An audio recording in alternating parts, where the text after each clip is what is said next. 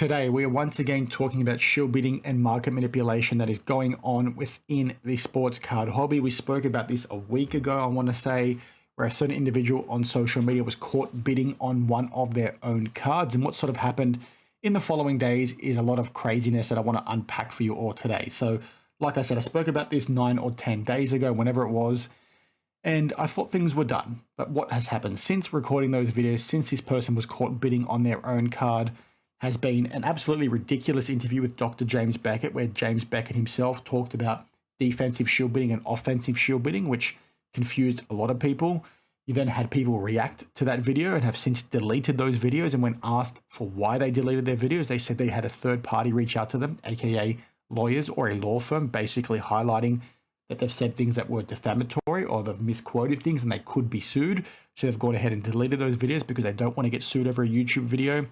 And then the last 24 hours, you've had, the individual Patrick Ryan go on this weird rant on Instagram where he looks like he's accusing people like Jeff Wilson and some of his employees of shield bidding. He's accused potentially people of deleting text messages. It's honestly some crazy stuff. And, I really wasn't going to talk about this again, but so much has happened that I need to, right? So many of you have reached out to me on social media. I've probably had over 40 people message me saying, hey, Daniel, are you going to talk about this again? People are deleting their videos. What is going on? Did people ask you to delete your videos?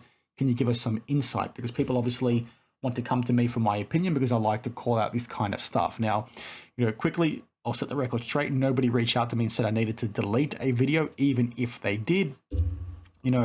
I'm pretty confident with the things that I talked about. I talked about things that were happening. I gave commentary. I gave my opinion. There was nothing in there from what I can see that would be bad, so I wouldn't delete it, even though somebody would ask me to, because I think my things are pretty crystal clear, and you guys can be the judge of that in your comments below. But yeah, I feel pretty confident about what I've talked about, and no, nobody has reached out to me. Now, I have, in fact, spoken to Patrick. I mentioned that in my last video that I was going to try and get in touch with him. I did speak to him. It was actually before his Dr. James Beckett interview. I don't think that had dropped by then. I don't think he mentioned that to me, but I just spoke about the situation, wanting to get his thoughts on everything.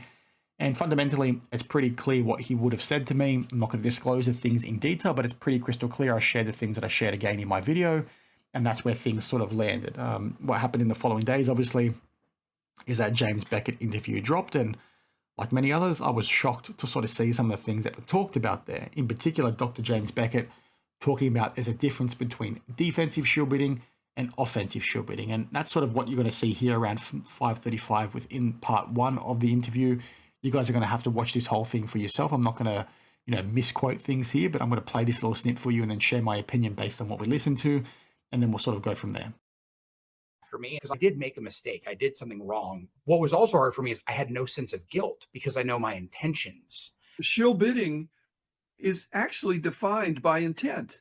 Right. And they have to assume your intent or give you a negative association based on not acquire, but Right. based on the legacy or predecessor of acquire, that people ought to be innocent until proven guilty. Some good dialogue has come up. Like there are auction houses in Canada where you're allowed to bid on your own item. There's auction houses in Arizona where there's hidden reserves. These are things that a lot of people didn't know. And so a lot of people, wait a second, what he did firstly isn't apropos in many communities, in respect that what I did wasn't what it looked like. It's clearly not illegal. It may not even be unethical in the sense there's no attempt to manipulate. The problem is when they don't even pay.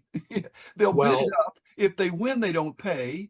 And then they've established a comp in some kind of bizarre way. But they're in a situation where they're way above market. That's the manipulation. When you're, to me, defensive shilling as opposed to manipulative offensive shilling. Defensive shilling in the sense of bidding on your own stuff. It's not shilling if you intend to pay. You say, I'm going to buy it for that. I'm not bidding it up. I'm saying at that price, count me in. I'll buy it back. A number of people came to me say, my friends, we bid on one another's items just to protect them because we're not going to let some other idiot get a really good deal. And protection is below this implicit reserve. Right. That does not mess with comps. In fact, comps would be messed up if you didn't have that. Right. I've actually put in something for another friend. So obviously there's a lot to unpack here. You guys are going to have to go ahead and watch this video for yourself. But the thing I want to specifically highlight first and foremost is the defensive shilling comments. This one over here where I'm highlighting now from Dr. James Beckett, which were incredibly disappointing. I'm shocked that he's talked about it through this lens, and I'm shocked to sort of see the response online because people were shocked to see this. But so many seem to be okay with it and seem to agree with him. And it makes me really nervous if that's the case around how many cards are being propped up artificially because people don't want to see them sell for low prices. And, Dr. James Beckett essentially talks to this as, it's not bad because you're still willing to pay for the item because it's selling for so cheap. You're an owner at that price point, which is, fair if you want to talk to it through that lens. But when I look at it around transparency or through the lens of transparency, I think that's where the issue comes up. I don't like this at all. I don't think anybody should be bidding on their cards. I don't think anybody should be bidding on their friends' cards. I don't think anybody should be, encouraging others to do that because I think it creates a lot of noise. And there's a reason why auction houses don't allow you to do this, or many of them don't allow you to do this because the transparency is lost. And I've likened this to card cleaning in the past, right? I'll use this as an example. People clean cards and they say, I'm happy to get this PSA 8 turned into PSA 10. I'm happy to sell it because, I've cleaned the card. The graders said it's okay. You guys should now pay the premium for it. But what I've always sort of said in those instances to all those people defending card cleaning is disclose it when you sell it, because what you'll find when you disclose it is that people don't actually want to pay the premium for it because they're going to be concerned about what the cleaning chemicals do to the card long term. And there's a reason why people don't disclose it is because they know they won't get that premium anymore. So they keep it hidden. And I think this is sort of the same thing when it comes to defensive shilling, because if you were to disclose to the market that the owner of the card is bidding on the item, I can almost guarantee you that it would sell for less, in my personal opinion. I think it would sell for less because people would say, well, what's this person up to? Are they just trying to push the price up? Do they actually want to buy it? Like, what's their intentions? And nobody knows intentions like, Dr. James Beckett said over here, which is where shill bidding becomes shill bidding to him, because he's saying that it comes down to the fact that you don't intend to pay. But the person bidding against you doesn't know that. And if you are bidding on your own card, at what point does your intent change? At what point does the price, reach a level where you no longer want to pay for that? And because you've bid against the person, you've now pushed the price up. That's just, a bit sketchy to me. And sure, you might be a buyer intending to pay at all those price points, but the person on the other side, in my opinion, probably wouldn't be, because they'd be, thinking through things differently, because they're sitting there saying, hey, this other person's bidding against me. This is a card in high demand. I'm actually competing with someone. I'm going to keep pushing my price higher. I get carried away with the auction, as auctions do go. But if they knew the transparency there, if they knew the person bidding on it was the owner, I think their opinion would change. And that's why I liken it to card cleaning. And that's why this whole, defensive shilling it gets icky to me, because at what point does your intent change?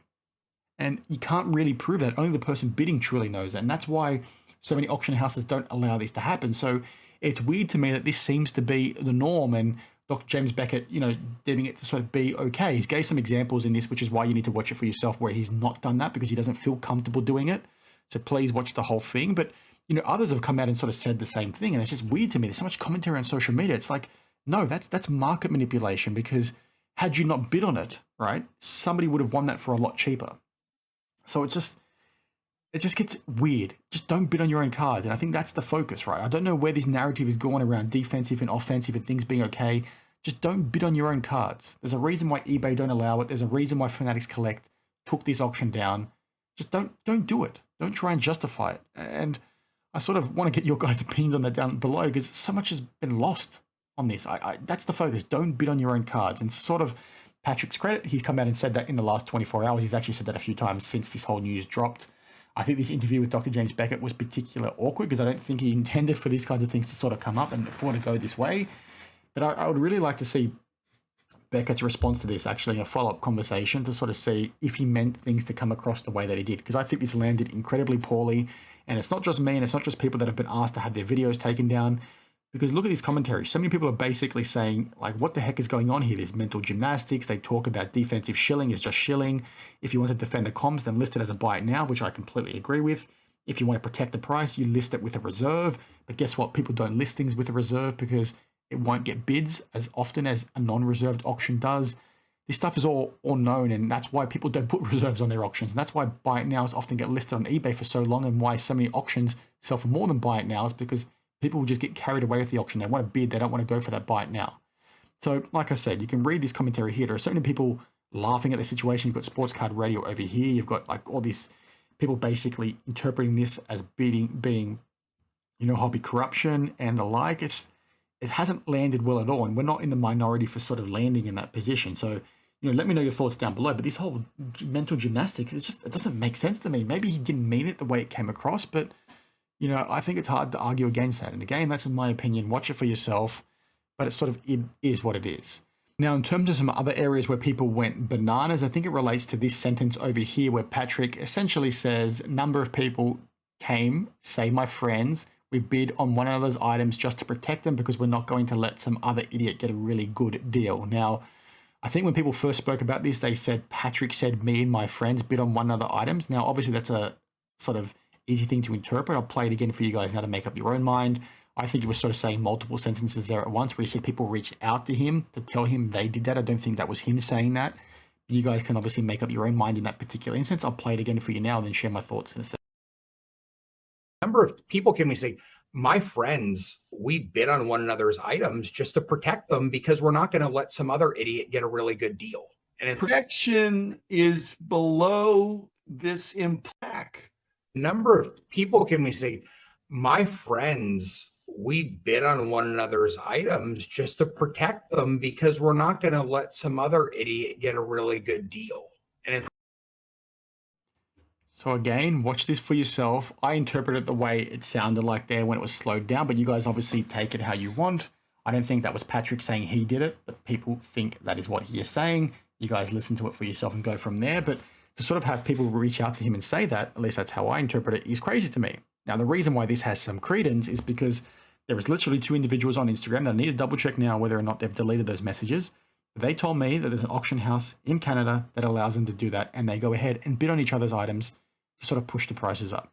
Now, I'm going to name and shame them depending on whether they respond to me with a nice answer, because if they tell me that they don't want this disclosed, then I'm going to tell them they need to come out and sort of talk about it for themselves. I'm not going to do that right here, right now, but that stuff is insane to me. The fact that that is happening out there is mind-boggling. And it goes to my point earlier around how many prices are out there that are being pushed up and being propped up and are not the true representation of what these cards are actually worth.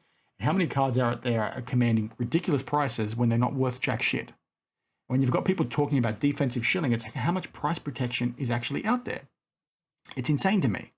This whole thing just makes no sense as to where things have sort of gone. Now, I can't recall earlier if I said I spoke to Patrick after recording my second video. That's going to stay off the record. It was just a general conversation to sort of see his side of the story and give me more context. There was nothing in there. I was not threatened to delete my videos or anything like that. And like I think I said earlier, I wouldn't have done that anyway because my videos, I think, speak for themselves. I've not said anything wrong. But what sort of happened following that is that I did message him and just basically gave him a heads up to say, hey, this interview didn't go well, and just to sort of see where he was from a headspace perspective, because there's a lot going on. But in the last 24 hours, things got even crazier where he went on a rant and started making all these Instagram stories seemingly accusing people like Jeff Wilson and some of his employees of shill bidding, deleting text messages, and that they were bad people. So you got someone over here that I'm assuming GW refers to Jeff Wilson, paid S to bid on his curry card to prevent a low comp. He paid NT for the upcharge, so to get favorable comp. I'm assuming this is Nat Turner. You've then got something even more obvious, that is Drummond Card Collector. This is Teapot, who is one of Jeff Wilson's employees. Called him a shill bidder, said he protects Pistons prison prices. Bad man, should go to jail. Bad representation of the sports card investor brand. Caught red-handed manipulating low-end Pistons prices. Jail, bad man.